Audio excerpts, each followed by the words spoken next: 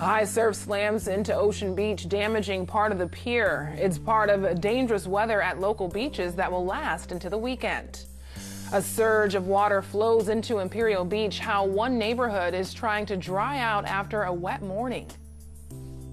Well, the numbers are high, and I don't want to say that that represents a failure of what we're doing. It just means that we have to redouble our efforts and make sure that we are, again, engaging and getting veterans into care. The director of the San Diego VA talks about what's being done to reduce the number of suicides among veterans. Every time our officers, and myself included, come into work, we go further in the hole. And eventually, people are going to run out of money. 4 weeks of uncertainty and counting. Local prison workers tell us how they might have to give up their jobs if the government shutdown continues. KPBS Evening Edition starts right now.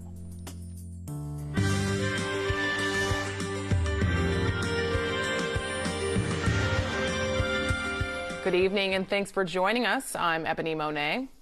San Diego is drying out after a week of rain, but strong surf will be an issue this weekend. The waves started to pick up this morning. This is what it looked like in Oceanside. Waves were crashing right up to the shore. City workers used special equipment to clear water from the walkway. For the second time in recent days, the Ocean Pier was closed due to high surf. It will stay closed until the surf settles down and repair crews can fix a section of the pier that was damaged by the waves. KPBS video journalist Chris Arciaga spent the day in Ocean Beach, where people watched from the distance. The waves are still really big. I think they're bigger than 12-foot waves. You know, we're from Colorado, so we don't see this, you know. They're calling these super tides this week. Is that orange moon or something they said? I don't know. The big orange moon? Full moon, high tide. Well, we've been anticipating this. The National Weather Service has been predicting a large surf event, and it showed up late last night and early this morning. I've seen it go over the pier, but not destroy it. The power of the water is just amazing to me. Power. It's really powerful. What's hanging down over there? That's the damaged part over there on the right? Every large surf event that comes through San Diego creates a little bit of damage to the pier, but this is pretty significant. Cafe still looks good though. Oh my God, we could be in that cafe and I hope we can swim. That's right. People are taking pieces of the pier with them. Why? For souvenirs. A lot of debris is all over the street here and on the beach in Ocean Beach as a result of the probably 200 feet of railing that was broken off the pier. Yeah, look it. You see? Part of it came down right here. There's a pile of the pier stacked up behind you. Do you think anybody would surf in that? Yes, but Swell has increased to about 10 to 12 feet. That combined with an extremely high tide this morning at 6:30 of about 6.5 feet has created very hazardous conditions. You want to paddle through that? I'm not paddling out in this. You could do it. I'm not paddling out in this. Oh boy. This is red alert. Say bye-bye, ocean. Bye-bye, ocean. We'll see you later. Bye-bye.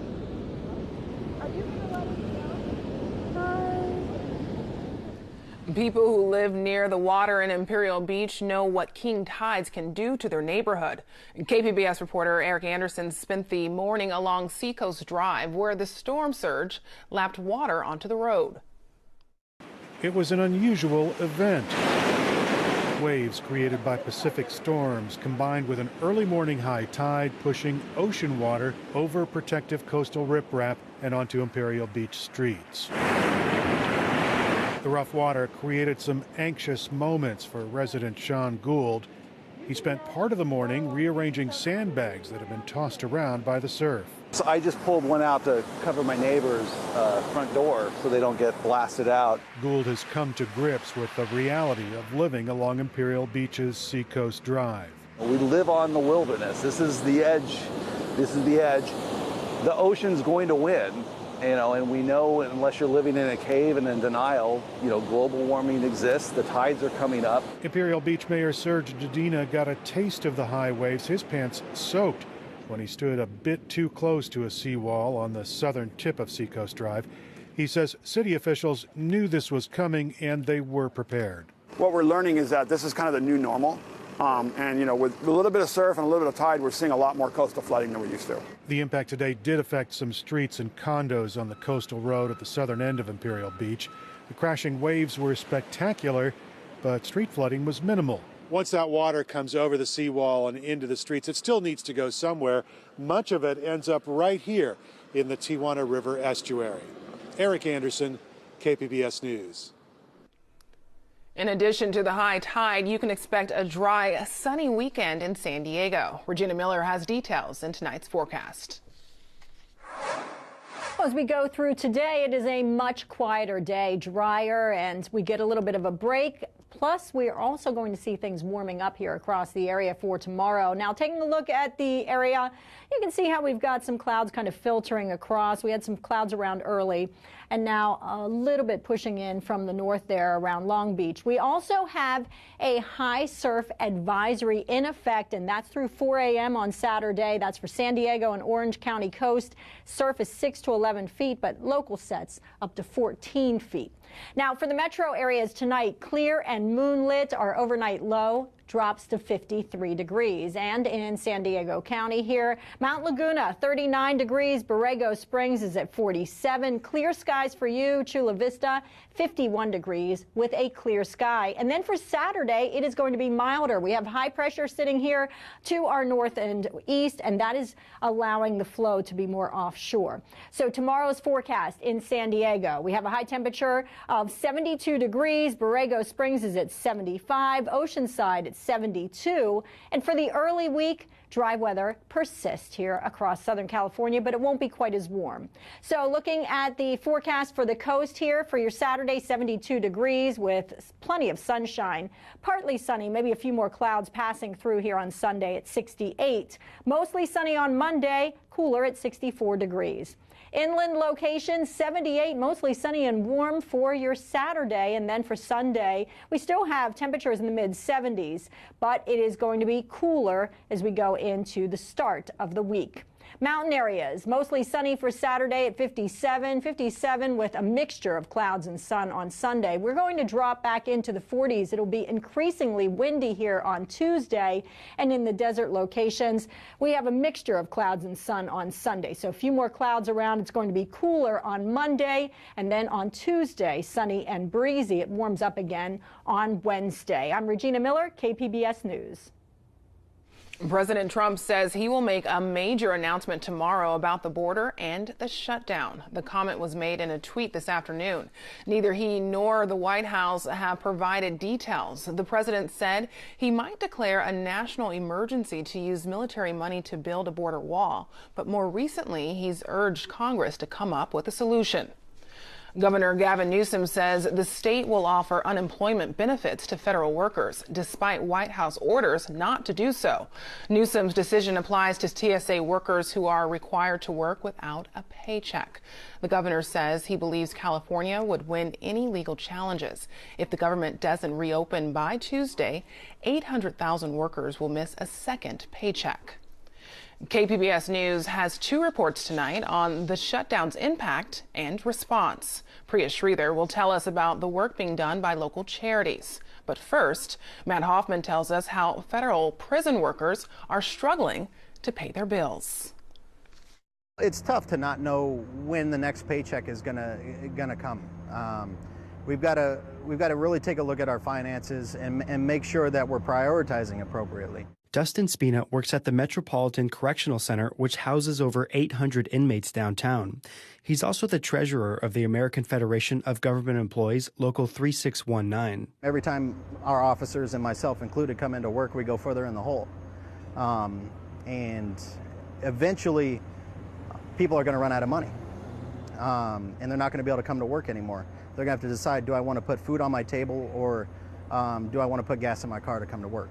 Spina says he's contacted his mortgage lender, who says it will work with him if the shutdown continues and more paychecks are missed. You know, I think the general rule of thumb is to have 3 to 6 months, emergency fund set up.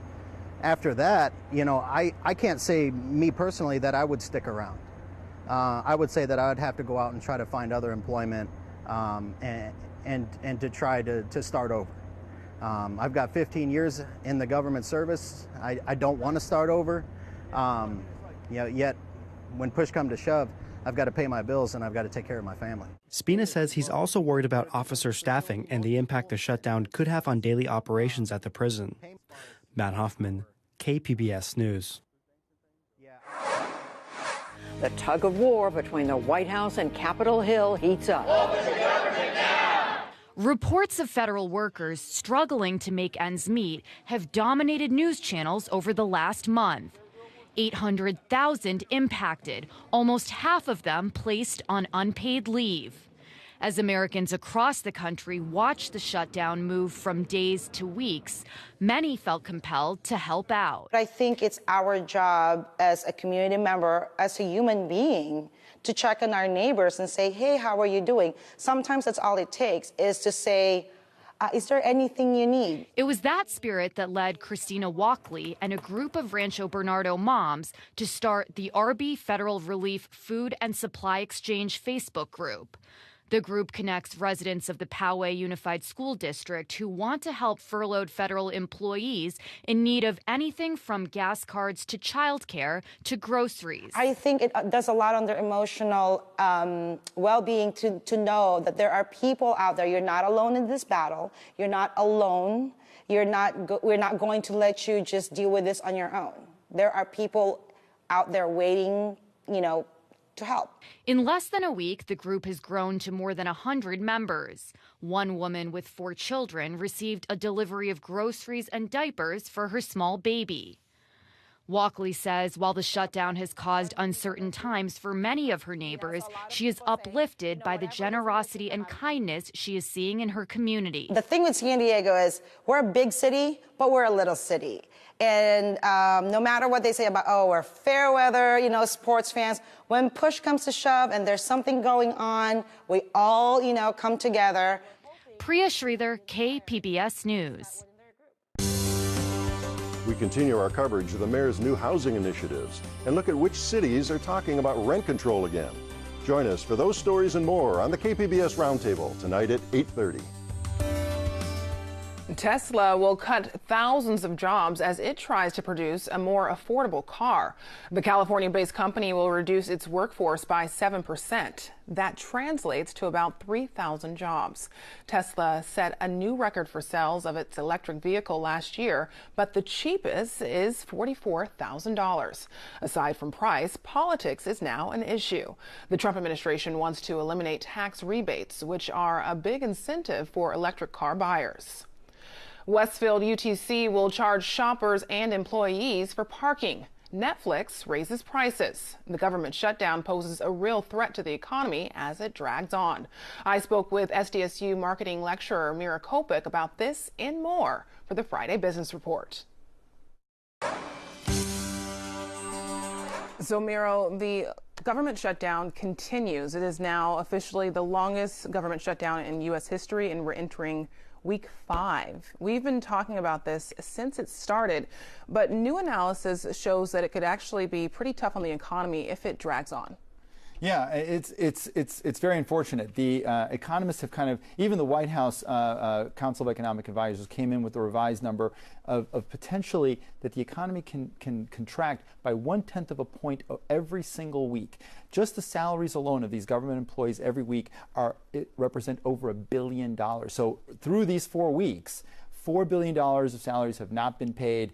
There's a big multiplier effect. All these people are not going out to dinner. They're just focusing on the basics. But 1/10 of a point is very important because last year we had a fairly robust year, but they're projecting that the first quarter GDP for 2019 will be about 2.8% growth. For these 4 weeks, that takes the growth from 2.8 to 2.4%. That's 0.4 of a point. And that means we might see a contraction, not a recession, but a contraction, because the contraction means that the growth rate of the economy is going to decline. And it might accelerate that contraction in the second half of the year. So this is really a challenging time, especially in the context of everything else that's been going on this week with respect to Brexit. The German economy isn't growing. Japan is in recession. There's a trade war with China. All these things create a lot of volatility, and this just adds icing on the cake. So some changes this week with Netflix. The company has actually raised its prices for all of its plans for about $1 to $2 across the board. This as more competition enters the market. Why these changes? Well, Netflix, is really competing not just in distribution of content, but in development of content. Last year, they spent $8 billion on original content, comedy specials, 1 hour shows like House of Cards or Orange is the New Black, and recently the movie Bird Box, with over 45 million people seeing this. That's a lot of money. When they started, they were just distributing movies. So now they're competing against HBO, and they've won a lot of awards, and this has brought a lot of consumers to Netflix. Over 1 out of every 2 households in the United States has Netflix. And research shows that Netflix, people are willing to pay a lot more for Netflix than a lot of other streaming services. So there was a research firm called Magid and Associates, and they did a survey, and they said people will spend about $38 a month on streaming services, and up to 6 of them. So they were willing to pay about $6, but they're willing to make a trade-off and keep Netflix and drop something else like maybe like Hulu or Amazon or something like that. But there may be a ceiling, and that's really the question for Netflix. This, for the company, this $1 and $2 is going to bring in an extra $1.5 billion in revenues that will help offset these content costs. Wow, moving a little closer to home, Westfield UTC, starting at the end of this month, is going to start to charge people to park. And this is actually coming at a time when a lot of malls are having a difficult time just getting people in the doors. So why would UTC risk making it more inconvenient for shoppers to come to their mall? Great question. And people might say, this is one of the things that really hurt Horton Plaza. When Horton Plaza instituted parking fees, that really curtailed traffic. Westfield's a little bit different. Westfield has just spent hundreds of millions of dollars on a complete revamp. They added 400,000 new square feet. They're redoing that whole end of the mall with Sears to making a little tech hub. So Westfield is in a different situation. And their studies showed that 85% of consumers stay less than 2 hours. So that's not going to affect the vast majority of people. The people that it does affect are two types. Number one are people who park in the mall and go to other buildings nearby that do charge for parking, so they don't want people to use them as a free lot. Also, when that trolley line gets completed, they don't want people just parking at the mall, taking a trolley to some other place and then coming back. The people that it affects the most are employees at the mall. They're also charging the employees at the mall for parking. And right now they're going to ask the retailers at the mall to pick up that, or Westfield is offering a 50% off on a MTS pass for public transportation to offset the cost of parking for the employee. So it's kind of a tough thing, but overall it shouldn't have a big impact. At least that's the way we see it. And some companies actually received some backlash after it was reported that the employees would have to pay for parking, and some have actually come out and forward and said that they will cover that cost. So that's just this morning. Mira right. Kopik, thank you so much. Thanks, Ebony. I'm Judy Woodruff. Tonight on the NewsHour, lawmakers pledge to investigate if President Trump directed his former lawyer to lie to Congress about his dealings with Russia. Coming up at 7 after Evening Edition on KPBS. State numbers show San Diego has the highest number of veteran suicides in California. KPBS military reporter Steve Walsh interviewed the director of the VA about the outreach taking place locally. The latest figures put out by the California Department of Public Health show 109 San Diego County veterans killed themselves in 2017, more than the 90 veterans who committed suicide in LA County. The director of the San Diego VA says that number doesn't undermine the VA's efforts. Well, the numbers are high, and I don't want to say that represents a failure of what we're doing. It just means that we have to redouble our efforts and make sure that we are, again, engaging and getting veterans into care. Smith says the VA has emphasized outreach, working with groups like the San Diego Veterans Coalition. Over the last 5 years, the VA has added space for mental health, including at the VA hospital in La Jolla. We have been working to expand our clinical footprint, both on the campus here, but also in the community. We've opened up a whole new center in the Mission Valley area, the Rio Clinic, which works at a particular segment of our mental health population. Roughly 20 veterans a day commit suicide nationwide. A rising number are younger veterans. President Trump signed an executive order to seamlessly transfer people from Pentagon care to the VA. Smith says they've seen some of those patients. Is to reach out to veterans who may have a problem that they have minimized or that they have not sought care for while they were in service, and make sure they know that care is available at the VA as well. In San Diego and nationally, guns remain the #1 means veterans use to kill themselves. Smith says the VA doesn't want to frighten gun-owning veterans from getting help. They do offer gun locks. You would think that a gun lock wouldn't be a particularly effective barrier because it can be taken off. But just having that extra step that makes somebody take a pause can in fact be very important. Smith points out that the nation's suicide rate as a whole continues to rise, meaning this is no longer just a problem isolated to veterans. Steve Walsh, KPBS News. Thousands of people are expected to take part in tomorrow's Women's March. It's scheduled to begin at 10 a.m. on the west side of the downtown waterfront park and will include a mix of speakers and live music. This is the 3rd annual event. Organizers say this year's Women's March will focus on regional issues such as support for asylum seekers. Some conservative and religious groups took part in the March for Life today in Washington, D.C.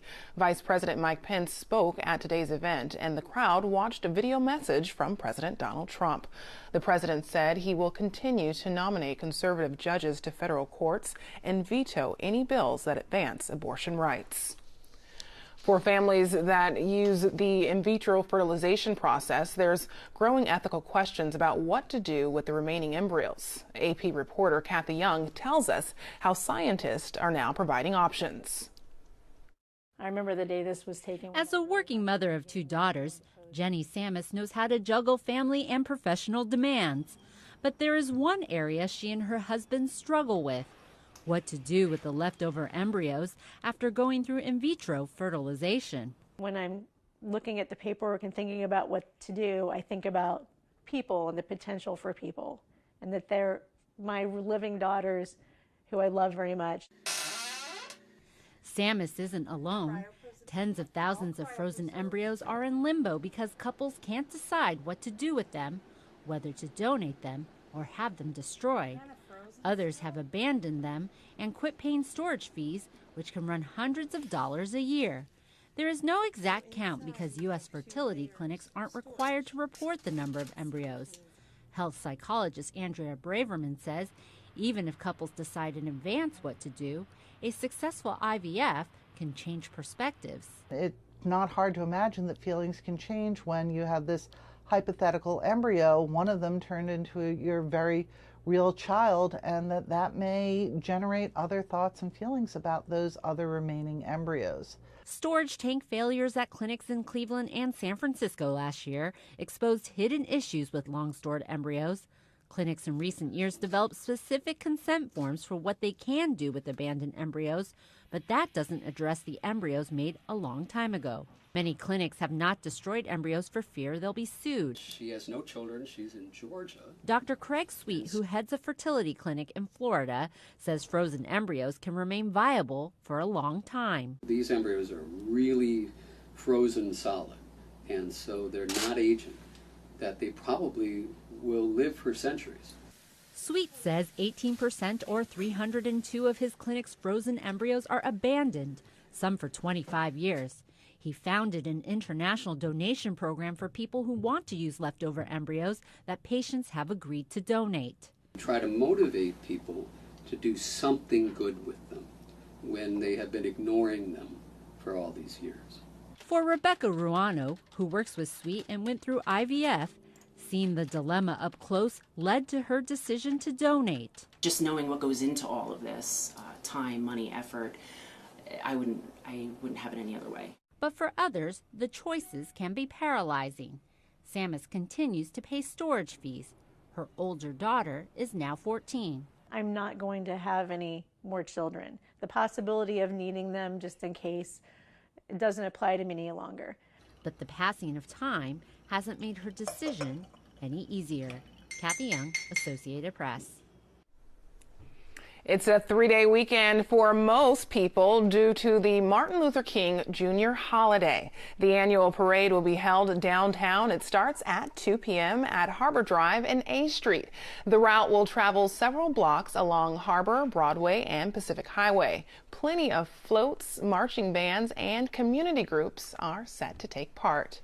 You can find tonight's stories on our website, kpbs.org/evening edition.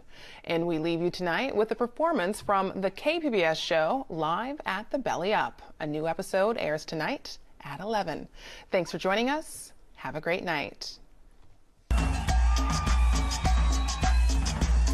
We are also Motley from Los Angeles. Clap your hands, come on.